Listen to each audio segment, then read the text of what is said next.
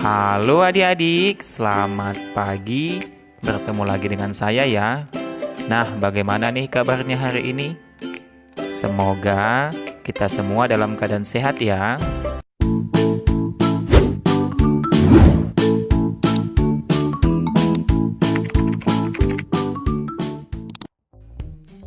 Adik-adik, pada video pembelajaran kali ini kita belajar tema 2, persatuan dalam perbedaan. Nah, sekarang kita masuk ke subtema 3, bersatu kita teguh, pada pembelajaran yang pertama. Apakah adik-adik pernah mendengar kata baku dan kata tidak baku?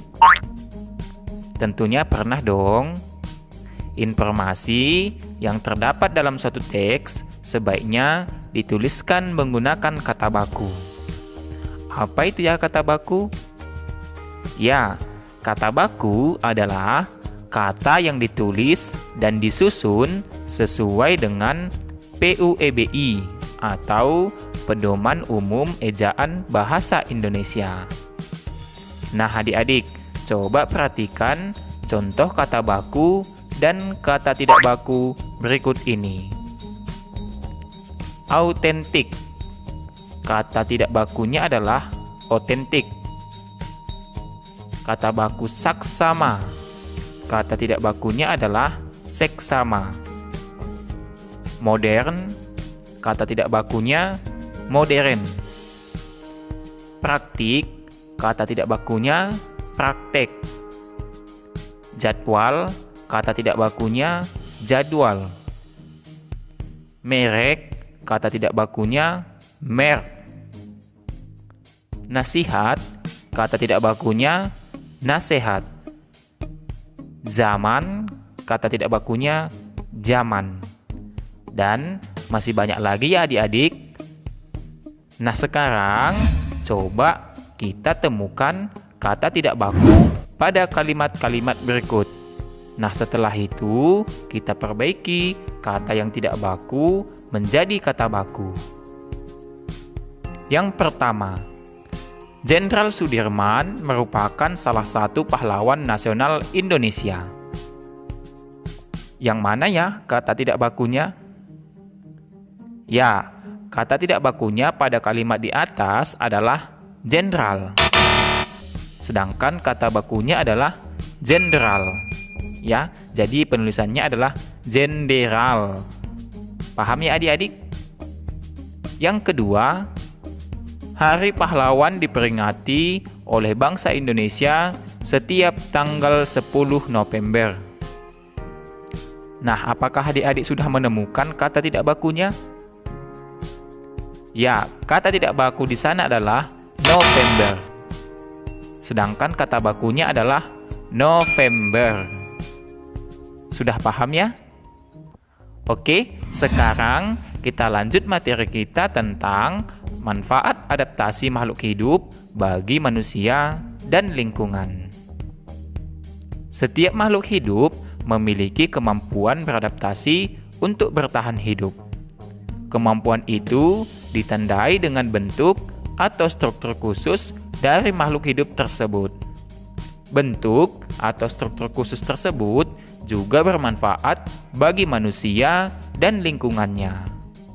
Nah, adik-adik, berikut ini adalah beberapa pemanfaatan tumbuhan dan hewan bagi manusia dan lingkungan.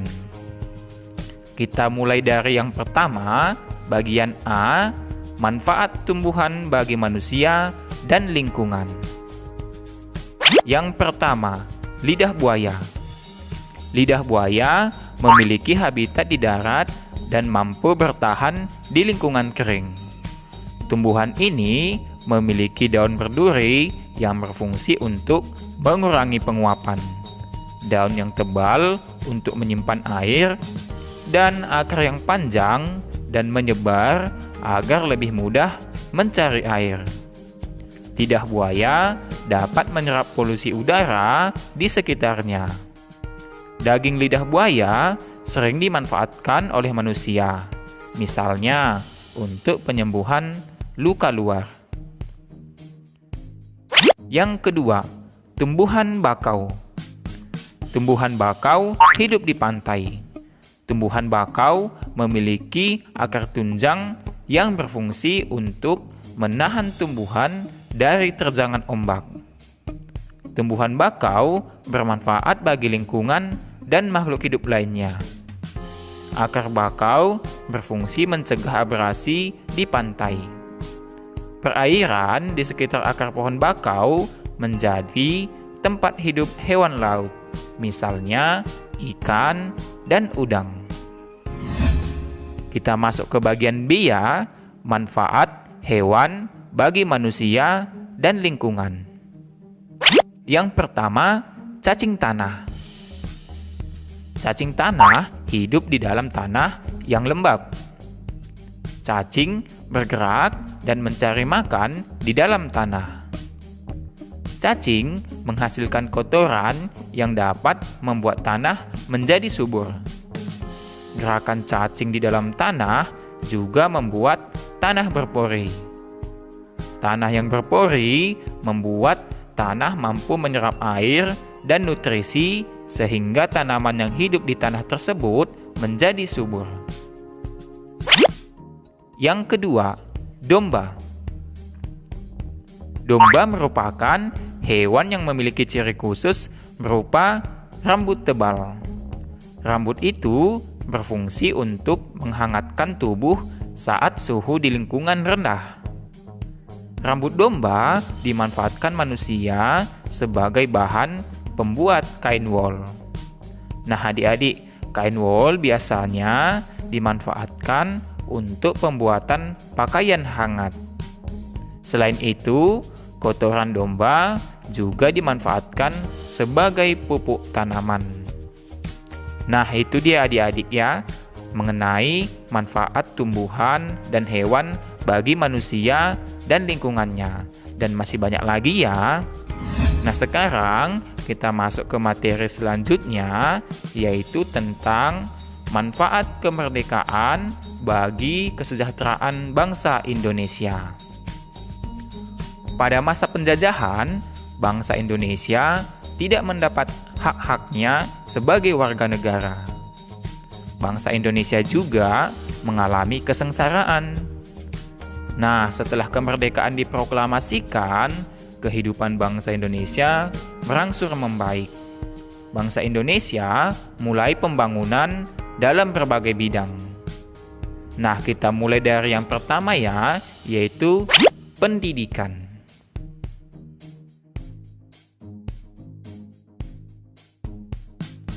Bangsa Indonesia melaksanakan pembangunan di bidang pendidikan.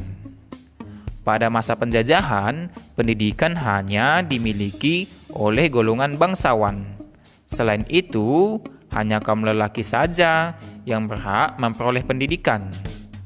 Nah, setelah kemerdekaan, seluruh rakyat Indonesia berhak memperoleh pendidikan yang layak. Pria dan juga wanita memiliki hak yang sama untuk memperoleh pendidikan. Mereka dapat bersekolah dan memperoleh ilmu pengetahuan sebagai bekal untuk masa depan. Pendidikan yang layak bagi semua golongan merupakan salah satu tujuan bangsa Indonesia. Hal tersebut tercantum dalam pembukaan Undang-Undang Dasar 1945 alinea keempat, yaitu mencerdaskan kehidupan bangsa. Yang kedua, perekonomian. Sebelum merdeka, sebagian besar rakyat Indonesia hidup dalam perekonomian yang sulit. Kebijakan para penjajah amat menyengsarakan rakyat. Bahkan, beberapa kebijakan seperti tanam paksa, kerja rodi, atau romusa menyebabkan kematian rakyat Indonesia. Nah, setelah merdeka, perekonomian Indonesia berhasil dikuasai oleh negara. Pemerintah mulai memperbaiki perekonomian bangsa Indonesia. Rakyat Indonesia dibebaskan untuk melakukan kegiatan ekonomi untuk meningkatkan kesejahteraannya.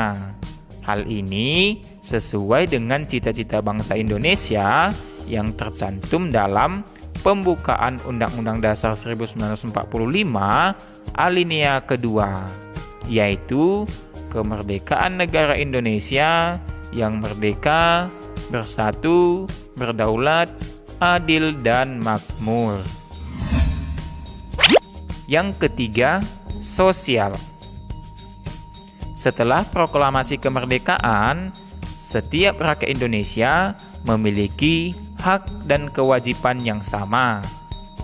Tidak ada lagi pengelompokan rakyat Indonesia seperti pada masa penjajahan. Setiap suku memiliki derajat yang sama. Keberagaman budaya pun mulai terlihat dan dilestarikan sebagai kekayaan bangsa. Meningkatkan kesejahteraan rakyat merupakan tanggung jawab pemerintah.